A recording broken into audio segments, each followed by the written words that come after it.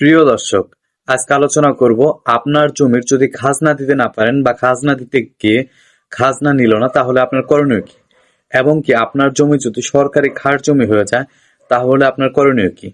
বিশেষ করে খাজনা যেই জমিগুলাতে নেয় না বা দেওয়া যায় না সেইগুলা খাস জমি হয়ে যায়, অর্থাৎ আপনার ক্রয়কৃত জমি বা আপনার ওয়ারিশ সূত্রের জমি ছিল, সেই জমি যে কোনো কারণে সরকারি রেকর্ডভুক্ত হয়ে গেছে, সরকারি খাস জমি হয়ে গেছে। তো আপনি এই জমি কিভাবে নিজের করে ফিরে পাবেন এই বিষয়ে আজকে আলোচনা করব। এর আগে বলে নিই, আপনার হাতে সময় না থাকলে ভিডিওটি শেয়ার করে টাইমলি রেখে দিন, কেননা পরবর্তী সময় দেখতে পাবেন। শেয়ার করে না রাখলে লক্ষ লক্ষ ভিডিওর ভিতর হারিয়ে যাবে, পরবর্তীতে খুঁজেও পাবেন না। চলেন এই বিষয়ে আলোচনা করি।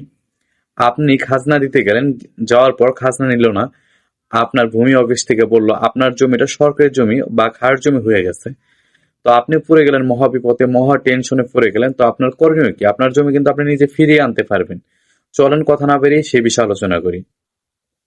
আপনি দেখবেন যে ওই জমিটার দাগ নম্বর দিয়ে যে সর্বশেষ রেকর্ড কি হয়েছে, অর্থাৎ কার নামে সর্বশেষ রেকর্ড হয়েছে। যখনই খাজনা দিতে পারবেন না তখন আপনি রেকর্ড চেক করে দেখতে পাবেন সর্বশেষ রেকর্ড সরকারি নামে রেকর্ড হয়েছে। তো আপনাকে তখন এক দেওয়ানি আদালতে গিয়ে একজন বিজ্ঞ দেওয়ানি আইনজীবী, অর্থাৎ জমি জমা সংক্রান্ত যে মামলা করে, তার কাছে আপনারা যাবেন। যাওয়ার পর সে আপনার কাগজপত্রগুলা দেখবে, আপনার খতিয়ানগুলা দেখবে। দেখার পর সে দেওয়ানি আদালতে রেকর্ড সংশোধনের জন্য বা নামজারি সংশোধনের জন্য একটা মামলা দায়ের করবে।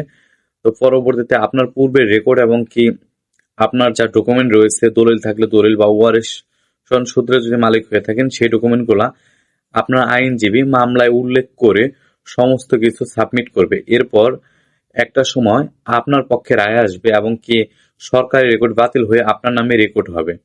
পরবর্তীতে ওই জমি আপনি খাজনা দিতে পারবেন। অর্থাৎ আপনি খাজনা দিতে না পারলে বা রেকর্ড বা খারিজ বা নামজারি যদি অন্য কারো নামে হয়ে যায়, সেক্ষেত্রে আপনি দেওয়ানি আদালতে একজন বিজ্ঞ আইনজীবীর মাধ্যমে আপনি একটা মামলা দায়ের করে সেই রেকর্ডটাকে আপনার সংশোধন করতে হবে। সেই রেকর্ডটা বাতিল করে আপনার নামে রেকর্ড আনতে হবে। পরবর্তী আপনি খাজনা দিতে পারবেন, ওই জমিতে ভোগ করতে পারবেন। আপনি যদি মামলা না করে আপনার নামজারি ঠিক না করেন তাহলে কিন্তু পরবর্তী আবারও নামজারি সরকারি নামে হয়ে যাবে। পরবর্তী একটা সময় দেখা গেল ওই জমি আপনি পাবেনই না, যখন একাধিক রেকর্ড হয়ে যাবে। তো এই জন্যই আপনারা যারা জমিতে খাজনা দিতে পারছেন না বা জমি সরকারি হয়ে যাচ্ছে, তারা অতি দ্রুত দেওয়ানি আদালতে মামলা করে রেকর্ড সংশোধন করে নিন। ধন্যবাদ সকলে। তথ্যটি শেয়ার করে সকলে জানার সুযোগ করে দিন। দেখা হবে পরবর্তী অন্য কোনো আইনের ভিডিও নিয়ে। আসসালামু আলাইকুম।